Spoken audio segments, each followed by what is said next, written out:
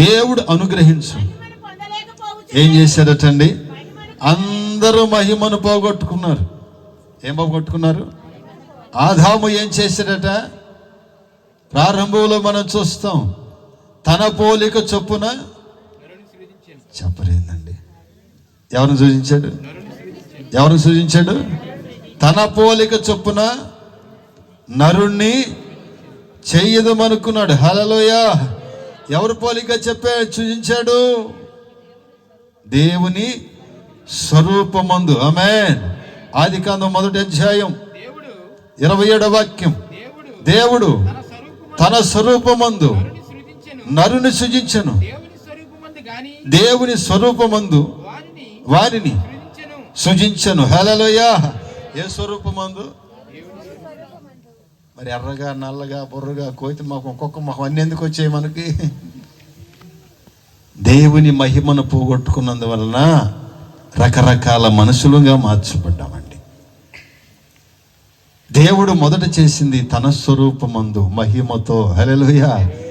నేనెట్టివాడినో మీరును అట్టివారినై ఉండవలని కోరుచున్నాను అంటాడు ఆయన. ఆయన మహిమా స్వరూపి. తను సృజించినప్పుడు కూడా మానవుడిని కూడా మహిమగానే సృజించాడండి. హల్లెలూయా. ఎలా సృజించాడండి? యేసన్న గారు అంటాడు, పంది పిల్లప్పుడు బొడ్డగా ఉన్నప్పుడు అది కూడా ముద్దు వచ్చింది లేరా అంటాడు. అంటాడు, పంది పిల్ల కూడా బొడ్డగా ఉన్నప్పుడు మురుసుకోవటానికి బాగానే ఉంటుంది, పెద్ద అయినా గదని ఎవరు? హల్లెలూయా. హల్లెలూయా.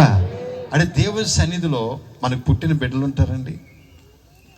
వాడు చూస్తే నా పోలికే అని మురుసుకుంటామండి. కాస్త వాడు ఎదిగే తరికి వాడి శాస్త్రాలను చూసి ఏమంటాం? చెప్పాలి.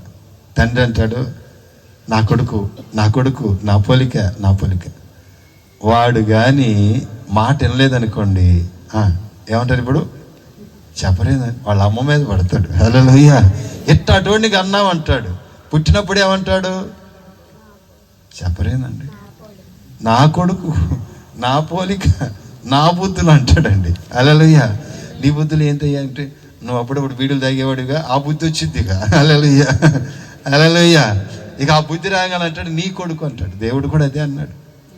మోషే, నా ప్రజలను విడిపించడానికి నా ప్రజలు మొర ఆలకించాను, నువ్వు వెళ్ళు, నా ప్రజలను విడిపిస్తా. ఎర్ర సముద్రం దాటినాక సినాయి పర్వతం మీద మోషే అంటాడు, మోషే నీ ప్రజలు అన్నాడు. ఏమన్నాడు? నీ ప్రజలు. ఎందుకని అంటే మహిమను పోగొట్టుకున్న వారిని నీ ప్రజలు అంటాడు, మహిమతో ఉన్న వారిని నా ప్రజలు అంటాడు ఆయన. హల్లెలూయా. హల్లెలూయా. దేవుని మహిమ మనలో ఉన్నన్నాళ్ళు దేవుడు అంటాడు, నా ప్రజలు. ఎవరు? నా ప్రజలు. మన దేవుని మహిమను పోగొట్టుకొని మన ఇష్టానుసారంగా తింటూ, త్రాగుతూ, తిరుగుతూ విలాసాలు చేస్తా ఉన్నాం అనుకోండి, దేవుడు నా ప్రజలు అన్నారు, నీ ప్రజలు. ఏ ప్రజలు? నీ ప్రజలు. అందుకని ఆ మహిమ పోయిందట. ఏ భేదము లేదు. ఆది మానవుడు మొదలుకొని ఈ రోజు వరకు దేవుని మహిమను పాపము చేసి పోగొట్టుకుంటూనే ఉన్నాడు. ఆ మహిమను మరలా ఇవ్వాలని నా దేవుడి లోకానికి వచ్చాడు. హల్లెలూయా. తెస్సలోని 2వ పత్రిక 2వ అధ్యాయం 14వ వాక్యాన్ని మనం చదివితే, మీరు ఇలాగు రక్షించబడి మన ప్రభువైన యేసు క్రీస్తు యొక్క మహిమను పొందవలెనని ఆయన ఏం చేశారట? సువార్త, మా సువార్త వలన మిమ్మల్ని ఏం పొందాలని? మరలా మనము దేవుని మహిమను పొందవలెనని. హల్లెలూయా. అంటే ఇదివరకు మహిమ లేదా? మనకి లేదు. ఏం లేదండి? అది వరకు మనకు దేవుని మహిమ లేదు. అందుకే పాపం ఉంది మనలో. ఏమదండి? వెళ్ళేటప్పుడు వెళ్తామండి, అబ్బా దసరా బుల్లోడు వెళ్ళినట్టు వెళ్తాడండి.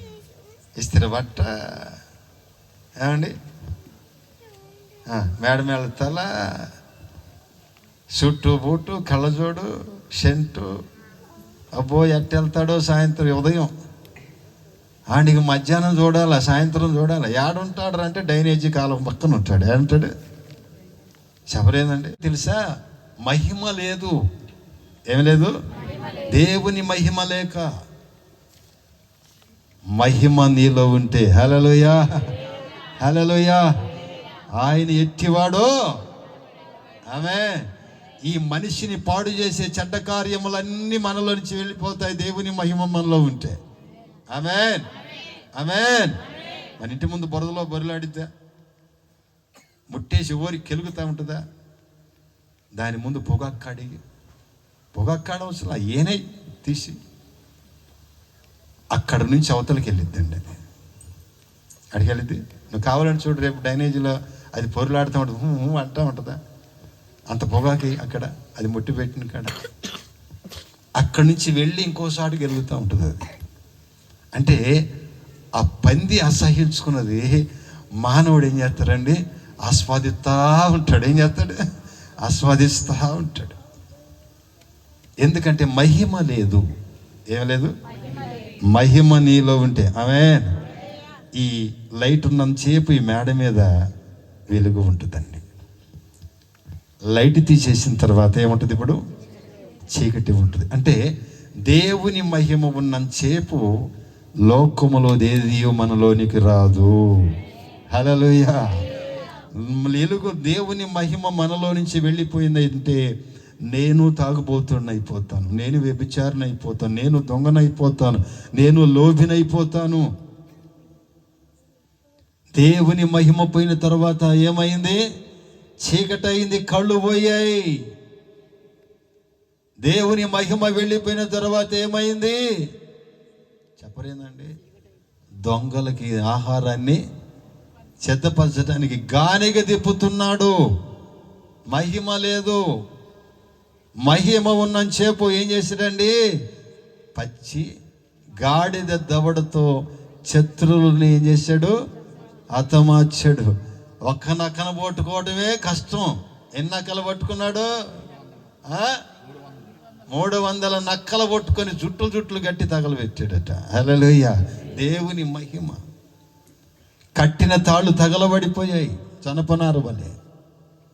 ఎందుకు? దేవుని మహిమ ఉంది. దేవుని మహిమ పోయిన తర్వాత కింద పనుకొని మట్టిలో ఏం చేస్తున్నారండి? పొరిలాడుతూ ఉన్నాడు. ఆ మహిమ మనకి ఇవ్వటానికి నా దేవుడు మరలా వచ్చాడు. ఆ మహిమ ఎవరైతే పొందుతారో అంతవరకు ఉన్నటువంటి ప్రతి చెడ్డ కార్యము వాడిలో నుంచి వెళ్ళిపోతుంది. ఆమేన్. హల్లెలూయా హల్లెలూయా. కొలస్సీ పత్రిక 3వ అధ్యాయం 4వ వాక్యం ముగిస్తాను. మనకు జీవమయ్యున్న క్రీస్తు ప్రత్యక్షమైనప్పుడు మీరును ఆయనతో కూడా మహిమయందు ప్రత్యక్షపరచబడతారు. హల్లెలూయా. ఏడటమట? జీవమయ్యున్న క్రీస్తు ప్రత్యక్షమయ్యున్నప్పుడు ఆయనతో కూడా మహిమయందు ప్రత్యక్షపరచబడతాం. అందుకొచ్చాడు ఆయన. హల్లెలూయా. ఏవేవైతే మన పితరులు పోగొట్టుకున్న ఆది మానవుడు, వాటన్నిటిని ఇవ్వటానికి నా దేవుడు అధికారం ఇవ్వాలని, సహవాసం ఇవ్వాలని, నిత్య జీవాన్ని ఇవ్వాలని, ఆయన మహిమను మనకి ఇవ్వాలని, ఏ పోలికైతే పోగొట్టుకున్నామో ఆ పోలికని ఇస్తాడు. హల్లెలూయా హల్లెలూయా. మహిమ శరీరం, ఈ క్షయమైపోయే ఈ శరీరం అక్షయమైనదిగా మార్చబడుతుంది. ఘనహీనమైన ఈ శరీరం ఘనమైనదిగా మార్చబడుతుంది. హల్లెలూయా. అక్షయతను ధరించుకొని మహిమ కలిగిన యేసు ఎదుట ఆయనతో కూడా మనం ఉంటాం. ఆమేన్. హల్లెలూయా. అందుకు యేసయ్య నశించిన దానిని వెదకి రక్షించుటకు ఆయన ఈ లోకమునకు, లోకాసువార్తమానం 19వ అధ్యాయం 10వ వాక్యంలో మనం చదివితే, నశించిన దానిని వెదకి రక్షించుటకు మనుష్య కుమారుడు. ఏమి నశించిపోయింది? అధికారము నీలో నశించిపోయింది. ఏ నశించిపోయింది? సహవాసము నశించిపోయింది. నిత్య జీవము నశించిపోయింది. మహిమ కూడా నశించింది. వాటిని ఇవ్వాలని నా దేవుడు మనుష్య కుమారుడు ఈ లోకానికి వచ్చెను. హల్లెలూయా.